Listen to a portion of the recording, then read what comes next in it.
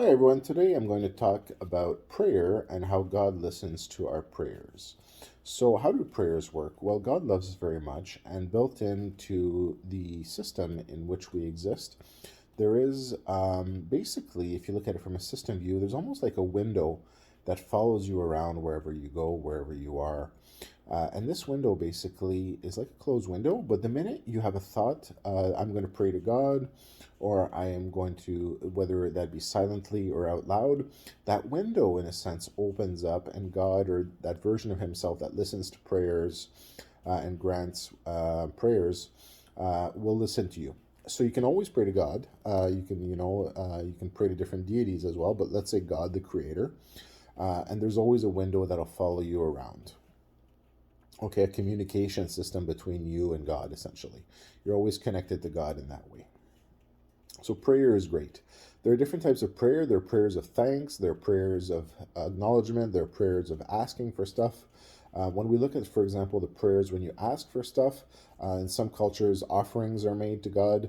Whether they be one-time offerings. When we're talking about offerings involving hurting someone or something, that's not good. And when we're talking about offerings, for example, in some cultures, I offer this gold object to you, God, please listen to me, and please grant my prayer. Now, God's always listening and will try to help everyone with their answering their prayers. It might not be answered in the way you were expecting. God has a better understanding of how things work, what can be changed, and what is best for your greater good. So, God is actively answering prayers and trying to adjust things so that everybody's wishes can be granted at that point. Okay? Now, when you offer something to God, for example, that's an interesting dynamic because all of a sudden it's like you're entering to a contract, right? You have an offer, an acceptance of the offer in a sense, right, and a counterparty. So at that point, what that means basically is you have a situation where God's going to do something for you. You offered this gold object, for example, and at that point, there's the question of, well, what are you going to do with that gold object? Are you going to hoard it in a temple vault, for example? Or are you going to put it aside?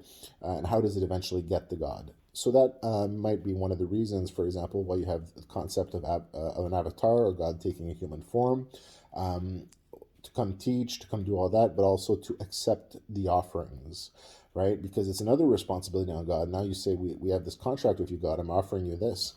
But that puts God in a position where now He has to enable the means to accept your payment for it to be delivered, right? Payment has to be delivered. So at that point, you have the concept of an avatar, for example. At that point, you have an interesting situation. When God comes in person, for example, how does He identify Himself? How does He prove that He is who He is?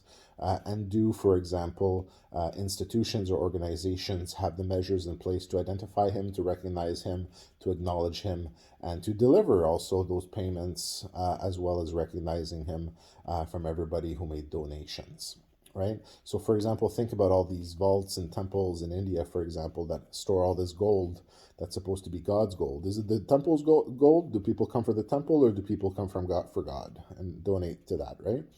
So, I'm not saying that there's not a part of it that's for the maintenance of the temple, because the temple is important to God, but the rest of it is offered to God. So at that point, what's the process for recognition?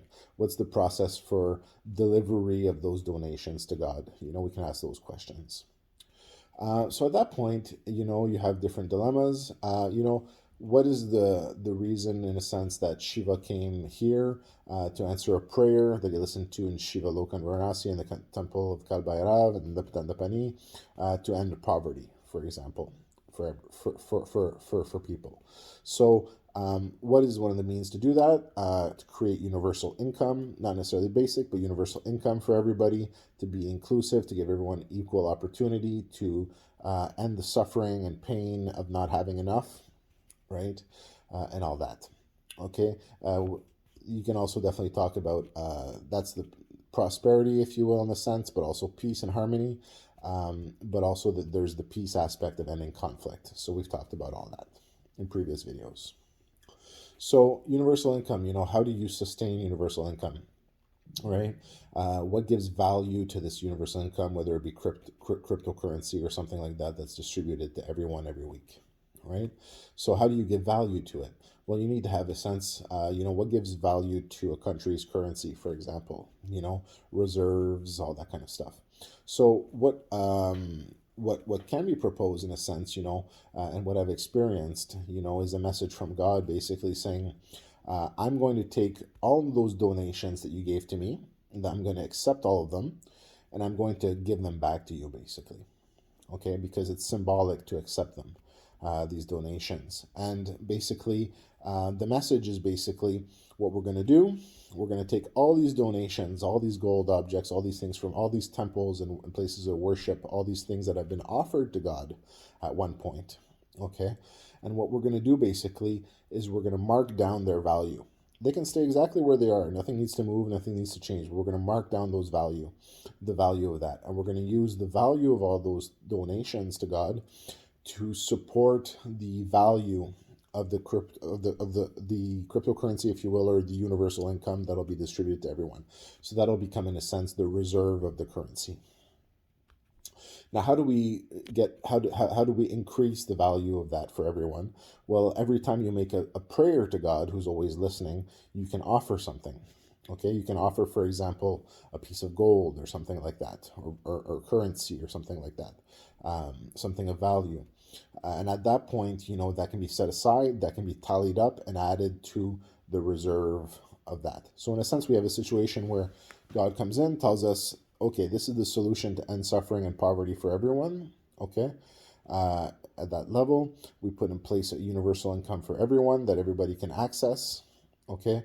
And at that point, we make it grow, because whenever you make donations to God as part of a prayer, that goes to increasing the value of the fund, if you will, and goes back to everybody. So you give to God, but in a sense, the bridge has been created to give back to everybody as well. Okay, so that's one of the things that can be done. But once again, it brings into that question, how do you recognize God? How do you accept that message? How do you donate to Him? And all those things.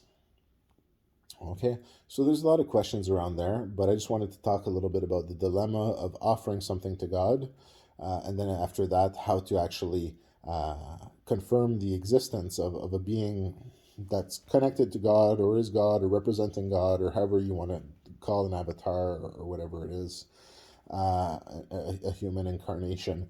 And then essentially from there, how do you let God give back to you? Right, so lots of interesting questions there. So just want to have this short video to talk about that. Is there a process for coming to a temple and saying, hey guys, I'm God. I'd like to claim the donations here so that I can give them back to everyone and do my work basically with the donations that have been offered to me in the physical realm, right? Is there a process for that? I don't know. Is there? You tell me. So at that point, it leads to some interesting questions, from a technical side of things. Are we in a contract with God when we make a prayer, in a sense? Some people say a prayer and say, I'll do anything, or I won't do this for 3 weeks or something like that. Please grant my prayer, or I'll never drink again. Please answer my prayer, or something like that. Right? So you're giving a payment in a way, and then you can think about what type of payment would be appropriate. So once again, just a short video just to talk about prayer, about God accepting the donations that are given to Him and how that's done, how that needs to be done, in a sense, right?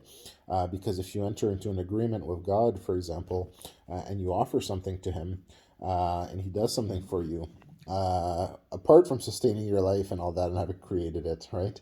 How do you deliver that payment to Him? So in that sense, it becomes a responsibility of you to fulfill your obligation of the contract.